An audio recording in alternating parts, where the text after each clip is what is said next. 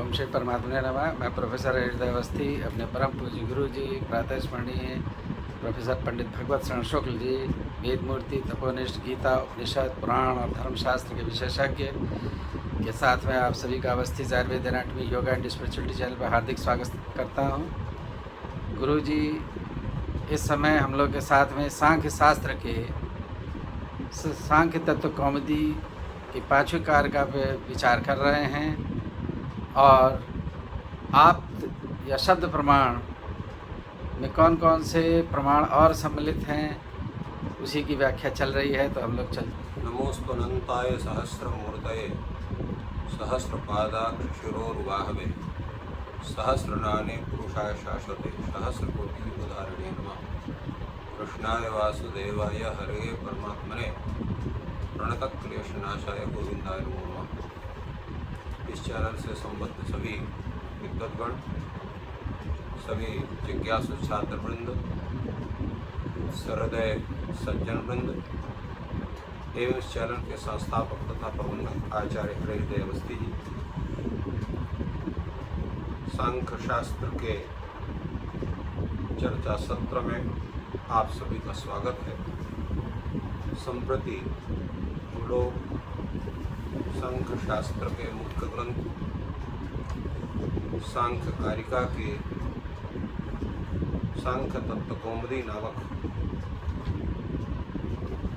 जो व्याख्या ग्रंथ है आचार्य वाचस्पति मिश्र जी का, उसका हम लोग चिंतन कर रहे हैं। संप्रति प्रमाणों पर चर्चा हो रही है और उन प्रमाणों में भी प्रत्यक्ष, अनुमान और शब्द के अतिरिक्त जो प्रमाण हैं जिनको सांख्य शास्त्री स्वीकार नहीं करते हैं और अन्य लोग जिसको स्वीकार करते हैं, ऐसे प्रमाण हैं उपमान प्रमाण तथा तथ्य प्रमाण। उनका निराकरण करते हैं, उसी निराकरण पर विचार हो रहा है। जैसे कल विचार हुआ था अर्थापत्ति के विषय में, जीवन चैत्र गृहे नास्ति। इस विचार में ये कहा गया कि यहाँ पर उसके अदृष्ट जो बहिर्भाव है उसकी परिकल्पना की गई, क्योंकि जो जीवित है उसकी कहीं न कहीं सत्ता होगी। अगर घर में उसकी सत्ता नहीं है तो बाहर सत्ता भले ही नहीं देखी गई, फिर भी बाहर की सत्ता की परिकल्पना की जाती है। यही अर्थापत्ति का विषय है। इसको कहते हैं, इस अर्थापत्ति का ज्ञान हम अनुमान से भी कर सकते हैं, इसलिए अनुमान में इसका अंतर्भाव हो जाता है। फलतः अर्थापत्ति प्रमाण को अतिरिक्त मानने की आवश्यकता नहीं। इस पर आगे विचार करते हुए आचार्य वाचस्पति मिश्र जी कहते हैं, चैत्रस्य गृहा सत्वेन सत्वमात्र विरुद्धते गृह सत्वम वा। प्रश्न होता है कि भाई चलो ठीक है, आप अर्थापत्ति प्रमाण मानते हो, तो अब इसमें आपसे प्रश्न होता है कि चैत्र का जो गृह अभाव है गृह में, तो गृह घर में रहने उसके सत्ता मात्र का विरोध होता है कि खाली घर में विद्यमान उसके सत्ता का विरोध होता है? क्या होता है? अगर चैत्र घर में नहीं है तो चैत्र की सर्वत्र सत्ता का अभाव उससे ज्ञात होता है, अथवा गृहनिष्ठ सत्ता का अभाव ज्ञात होता है। इस पर क्या विचार होगा? न तावत यत्र क्वचन सत्वस्य अस्ति विरोधः गृहा असत्वेन भिन्न विषयत्वात्।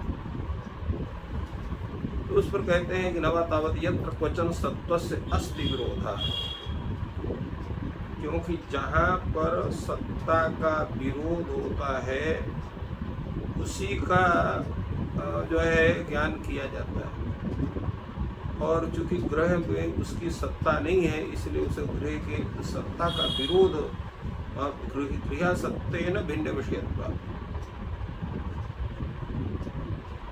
जहाँ पर सत्ता का पूर्ण विरोध होता है वहीं पर सत्ता मात्र का विरोध किया जाता है। और जहाँ पर केवल गृह की सत्ता का विरोध हो रहा है, इसलिए ये विषय भिन्न है। ये जो है ऐसा नहीं है कि सत्ता मात्र का विरोध उससे हो रहा है। देश सामान्य ने गृह विशेषा क्षेपो विपाक्षित समान विषयतया विरोधी चेत। अगर कहते हैं देश सामान्य से अगर गृह विशेष का आक्षेप भी आप पक्ष में करते हैं तो समान विषयतया उसका विरोध होता है। यहाँ समान विषय न होने से उसका विरोध नहीं। अगर ऐसा किसी कथन है तो कहते हैं न प्रमाण विनिश्चित से गृह असत्व से पाक्षिकतया सांसर्गेण गृह सत्वेन प्रतिक्षेपाय होगा। तो आपका कथन ये इसलिए ठीक नहीं है कि जब ये निश्चित सिद्ध हो गया है कि देवदत्त की गृह में सत्ता नहीं है, तो पाक्षिकतया संशय रूप में गृह सत्व का प्रतिक्षेप करना कि पक्ष में उसका गृह में हो सकता है या अन्य गृह में हो सकता है इत्यादि जो आक्षेप है वो उचित नहीं है। न प्रमाण विनिश्चितो गृहाभाव पाक्षिकम अस्य गृह सत्वम प्रतिक्षेपण सत्व प्रतिक्षेप अर्हति। दूसरा क्या है कि गृहाभाव भी यहाँ पर भी जो प्रमाण से विनिश्चित नहीं हुआ, तो पाक्षिकम से गृह सत्वम प्रतिक्षेप, इसलिए पाक्षिक इसके गृह की सत्ता का भी प्रतिक्षेप करते हुए उसके सत्ता का भी प्रतिक्षेप करना चाहते हैं या उसको सांशयिक कहना चाहते हैं, तो ऐसी अवस्था में उसको आप हटा नहीं सकते। ना भी प्रमाणित उपनिषद गृहाभाव पाक्षिकम से गृह सत्वम प्रतिक्षेप प्रतिक्षेप सांशयिक तुम आराधी। अर्थात प्रमाण निश्चय निश्चित जो गृहाभाव है और पाक्षिक भी इसकी गृह सत्ता का प्रतिक्षेप करके उसकी सत्ता का भी प्रतिक्षेप करके को उसकी संशयता को आप हटा नहीं सकते हैं कि कहाँ पर है क्या है। इसलिए गृहौ अवच्छिन्नेन चैत्राभावेन गृहसित्वं विरुध्यते। इसलिए यहाँ गृहावच्छिन्न जो चैत्र की सत्ता है उसी का अभाव यहाँ पर बताया जा रहा है, सत्ता मात्र का विरोध नहीं बोला जा रहा है। तस्य तत्र औदासीन्य, क्योंकि यहाँ पर सत्ता मात्र का विरोध जो है उदासीन, उसे कोई अपेक्षा नहीं। तस्माद् गृहाभावेन लिंगेन सिद्धे न सत्ता बहिर्भावो अन्विते। इसलिए तस्माद् गृहाभावेन लिंगेन सिद्धे न, तो यहाँ पर जब गृहाभाव रूप हेतु से यह सिद्ध होता है कि यह व्यक्ति घर में नहीं है, तो ये अनुमान से सिद्ध हो। तस्मात् गृहाभावेन लिंगेन, गृहाभाव लिंग से बहिर्भाव अनुमीयते, उसके बहिर्भाव का अनुमान होता है। इस तरह से यहाँ पर अनुमान प्रमाण से जो है वो अर्थापत्ति गतार्थ हो जाती है, इसलिए अलग से अर्थापत्ति प्रमाण मानने की जरूरत है। इस विवेचन से यह भी सिद्ध हुआ कि विरुद्धयो प्रमाणयो विषय व्यवस्थया अविरोधापादानम अर्थापत्ति विषय। किसी ने कहा था कि विरुद्ध जो दो प्रमाण है उसमें विषय की व्यवस्था के लिए अविरोध का जो स्थापन है वही अर्थापत्ति का जो विषय है, जो किसी कथन था वो निरस्त हो जाता है, क्योंकि अनुमान प्रमाण से ही अर्थापत्ति की गतार्थता जब संभव है तो अलग से अर्थापत्ति प्रमाण मानने की जरूरत नहीं है।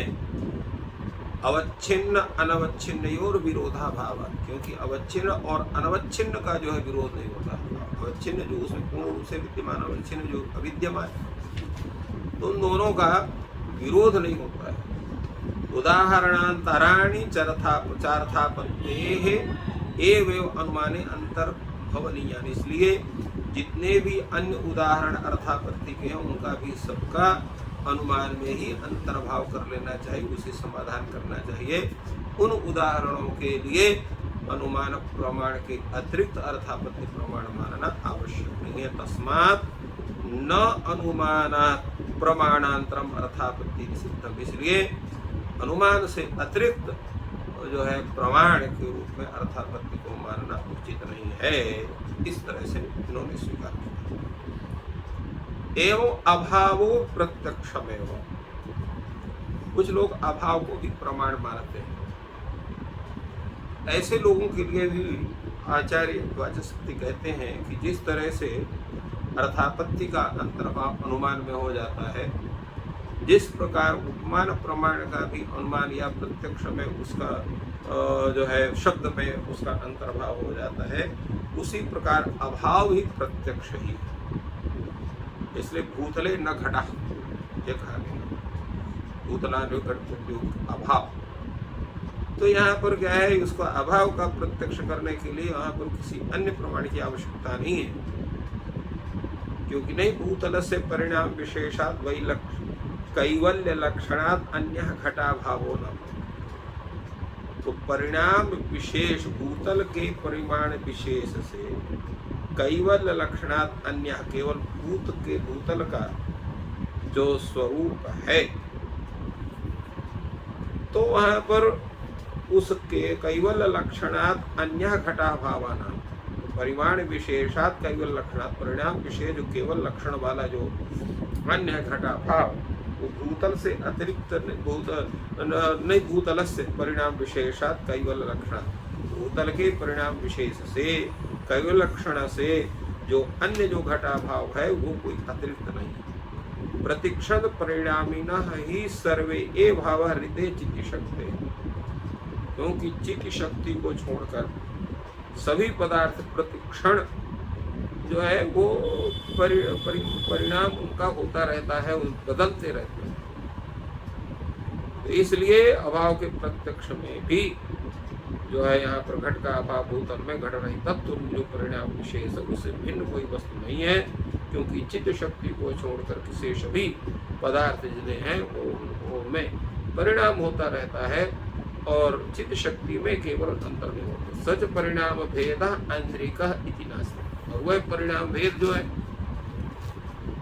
वो क्या है, वो परिमाण भेद जो है वो क्या है, इंद्रिय शक्ति ग्राह्य।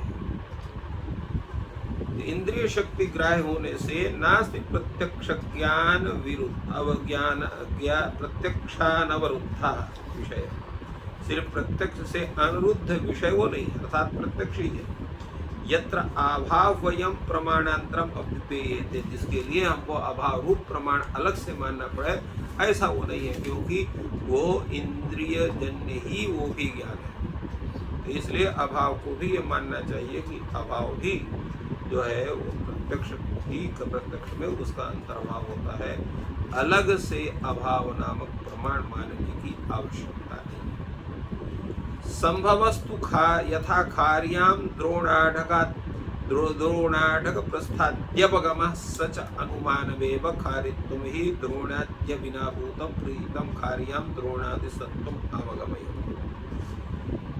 इसी तरह से कुछ लोग संभव नाम का प्रमाण मानते हैं, जैसे कार्याम द्रोणाढक प्रस्थाद्यवगम, तो खारी एक प्रमाण विशेष है जो अन्न को मापने के लिए जिन प्रमाणों की आवश्यकता होती है, तो पुरातन काल में जिसको आजकल किलो वगैरह में नापते हैं, तो उस जमाने में खारी, द्रोण, आढ़क, प्रस्थ आदि परिमाणवाचक शब्द हुआ करते थे। तो एक खारी में द्रोण भी रहेगा, आढ़क भी रहेगा, प्रस्थ आदि का भी ज्ञान होता है। तो ये कैसे कि क्योंकि एक खारी का जो उसका जैसे 1 क्विंटल है, तो 1 क्विंटल में उसी में जो है वो 250 ग्राम भी होगा, 1 किलो भी होगा, 50 किलो भी होगा, सभी उसी में जैसे समाहित हो जाते हैं। उसी प्रकार खारी में भी द्रोण भी समाहित है, आढ़क भी समाहित है, प्रस्थ भी समाहित है, क्योंकि खारी की अपेक्षा द्रोण, आढ़क, प्रस्थ इत्यादि जो है ये अल्प परिमाण वाले हैं, तो इनके ये संभव हो सकते हैं। ये संभव हो सकते हैं इसलिए संभव प्रमाण मानते हैं, परंतु ये भी अनुमान गम्य है। क्यों अनुमान गम्य है? क्योंकि यहाँ पर भी जो है द्रोण, आढ़क इत्यादि जो परिमाण ये अल्प परिमाण है। तो अल्प परिमाण जहाँ जहाँ पर हैं वो सभी जो है वो जो है दीर्घ परिमाण में या जो है वो समाहित हैं ऐसा अनुमान उसका करके और उसको बनाते हैं, क्योंकि खारी जो है द्रोणादि से पृथक भूत नहीं है। खारीत्वम ही द्रोणाद्यविना भूतम प्रतीतम खार्याम द्रोणादि सत्वगमयति। क्योंकि तो खारीत्व जो है द्रोणादि से अविनाभूत, द्रोण से अपृथक होते हुए प्रतीत होता है, इसलिए खार्याम द्रोणादिक सत्वम अवगम्यति। इसलिए खारी में द्रोणादि की सत्ता का ज्ञान कराता है, उसका अनुगमन कराता है, उसका अनुमान कराता है। इससे ये निश्चित होता है कि संभव प्रमाण को भी मानने की आवश्यकता नहीं है, क्योंकि संभव प्रमाण भी जो है वो अनुमान के अंतर्गत होता है। यच्चा निर्दिष्ट प्रवृत्तिकम प्रवाद परंपरा मात्रम इति इतिहा ऊचुः वृद्धा इति ऐतिह्य। ऐतिह्य प्रमाण मानने वाले हैं कुछ लोग, जो ऐतिह्य को प्रमाण कहते भाई ऐसा पूर्वजों ने कहा है, तो पूर्वजों ने कहा इसलिए माना चाहिए उसको, तो इसलिए ऐतिह्य प्रमाण भी माना जाता है। यच्चापि अंतरिष्ट प्रवृत्तिकम, ऐसा कहने वाला व्यक्ति जिसको लोग जानते नहीं है, कहाँ है, जनश्रुति है, परंपरा से चला आ रही है, ऐसा लोग कहते थे, हमारे पूर्वज ऐसा करते थे, हमारे पूर्वज ऐसा करते थे, तो अनिष्ट प्रवृत्तिकम माने जिसका प्रवक्ता, जिसे कहने वाला वो ज्ञात नहीं है, प्रवाद परंपरा मात्रम केवल जो जनश्रुति में प्रसिद्ध है, इतिहा ऊचुः वृद्धा, ऐसा वृद्ध लोग कहते हैं। तो ये ऐतिह्य जो है ऐतिह्य प्रमाण है। जैसे गांव में देखा जाता है, यह बटे यक्षा प्रतिवशति, ये जो गांव का बरगद का पेड़ है, इसमें एक जो है वो यक्ष इसमें निवास करता है। इति न तत्प्रमाणांतरम, अदृष्ट प्रवृत्ति करते न सांशयिकत्वात्। अब उसमें कोई ऐसा निर्दिष्ट प्रत्यक्ष आदि कोई प्रमाण ऐसा नहीं जिसके जाना जाए कि इसमें यक्ष रहता है, और किसने कहा था इसमें यक्ष रहता है, इसका भी किसी ज्ञान नहीं है, अदृश्य प्रवृत्ति के नहीं, इसलिए वो सांशयिक है, संशय से युक्त है। तो आप तो प्रवृत्तिकत्व निश्चये तु आगम एव, क्योंकि अगर ये कहो कि भाई इसको भी आप तो प्रमाण मान लिया जाए, तो आप तो प्रमाण की निश्चित में जो आप यथार्थ वक्ता का निश्चय होना चाहिए कि फला व्यक्ति है जो यथार्थ रूप से कह रहा है, उसका आपका ज्ञान होना चाहिए, तभी उसको आगम प्रमाण माना जा चाहिए। तो इसलिए यदि ऐसा उसको मान लेते हैं, उसको भी आप तो प्रमाण के अंतर्गत भी, तो फिर वो आगम के अंतर्गत ही उसका स्वरूप हो गया। तो आप प्रवृत्तिकत्व निश्चये तु आगम एवं कहते हैं कि अगर प्रमाणांतर इसको नहीं माना जाए, क्योंकि इसका प्रवक्ता कहीं निर्दिष्ट लिए संशयपूर्ण है, परंतु अगर ये मानते हैं कि जो वृद्ध आदि हैं जिन्होंने कहा था परंपरा में चल रहा है, वो सही थे, निश्चित व्यक्ति थे, तो वो भी उनको हम आगम के अंतर्गत मान करके आगम प्रमाण मान सकते हैं, अर्थात शब्द प्रमाण के अंतर्गत उसको माना जा सकते हैं। तो इस तरह से इन्होंने 4 अतिरिक्त प्रमाणों का निराकरण किया। आचार्य वाचस्पति मिश्र ने, इन्होंने कहा उपमान प्रमाण भी नहीं है, क्योंकि उसका अंतर्भाव अनुमान या प्रत्यक्ष में हो जाता है। इसी तरह से अर्थापत्ति प्रमाण नहीं है, क्योंकि उसका भी अनुमान के अंतर्गत अंतर्भाव हो जाता है। इसी प्रकार संभव प्रमाण भी नहीं है, उसका भी अनुमान के अंतर्गत अंतर्भाव हो जाता है। और ऐतिह्य भी प्रमाण नहीं है, क्योंकि इसका भी अंतर्भाव जो है आत्म प्रमाण अर्थात आगम प्रमाण शब्द प्रमाण के अंतर्गत हो जाता है। तो इसलिए यह निश्चित है कि त्रिविधम प्रमाणम, ये त्रिविध 3 ही प्रमाण मुख्य प्रमाण है जिनसे प्रमेय की सिद्धि हम कर सकते हैं। इसलिए आचार्य वाचस्पति मिश्र जी ने 3 प्रमाणों का ही समर्थन किया, और आचार्य ईश्वर कृष्ण ने त्रिविधम प्रमाण विष्टम प्रमेय सिद्धि प्रमाणार्थी में यहाँ पर उन्होंने 3 प्रमाण को ही स्वीकार किया। जी ने बताया कि जो अन्य शास्त्रों में अन्य प्रमाण माने गए हैं, वो किस प्रकार जो सांख्य शास्त्र में 3 प्रमाण माने गए उसमें समाहित हैं, और प्रमाण की चर्चा अभी चल रही है, और छठी कारिका पे हम लोग आगे आएंगे। तो आपका दिन शुभ हो। आज रथ यात्रा का दिन है। भगवान जगन्नाथ आप सभी पर कृपा करें, आपकी मनोकामना पूर्ण हो।